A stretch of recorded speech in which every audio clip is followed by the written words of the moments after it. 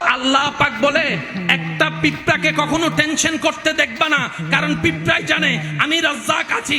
একটা পাখি কখনো টেনশন করে না, কারণ সে জানে আমার মতো একজন রব আছে। ও আমার মানব জাতি, তোদেরকে আশরাফুল মখলুকাত বানিয়েছি, সৃষ্টির শ্রেষ্ঠ বানিয়েছি, তোদেরকে আকল দিয়েছি, তোদেরকে জ্ঞান দিয়েছি, তোদেরকে বিজ্ঞান দিয়েছি, তোদেরকে আমি বাঘের উপর রাজত্ব দিয়েছি, হাতের উপর রাজত্ব দিয়েছি, তোদেরকে ফেরেশতার চাইতে দামি বানানোর পরে তোরা এত টেনশন করস কেন? আরে তোদের টেনশনে দিন রাত হবে না, রাত দিন হবে না, সুখ দুঃখ হবে না, দুঃখ সুখ হবে না। বান্দারে টেনশন করিস না। ওয়ামান ইয়াত্তাকিল্লাহ ইয়াজআল লাহু মাখরাজান।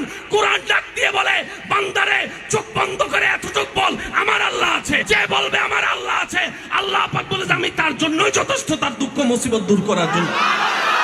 কোন রকম রবের উপর ভরসা রেখে নবীর মোহাব্বত নিয়ে সালে আমল করে যদি একটা পা সামনে দিতে পারি শয়তানের মুখে লাথি মেরে, আবাদুল আবাদ জান্নাত আমাদের জন্য।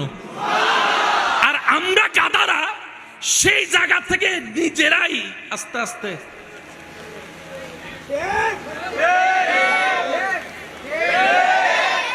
ওলামায়ে কেরাম কি বলবে জানি না, আমি পাগল মানুষ, পাগলের কথা বলে যাই।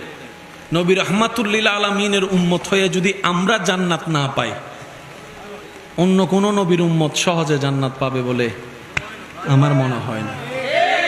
আমার মনে হয় না। আপনি কেমন নবীর উম্মত হওয়ার কারণে জানেন? ফেরেশতার কোনো গুনাহ, ফেরেশতার কোনো গুনাহ, আমাদের গুনাহ, ফেরেশতার কোনো ভুল, আমাদের ভুল, ফেরেশতার আমলের নেকি আর নেকি, আমাদের আমলের নেকি বলতে তেমন কিছু।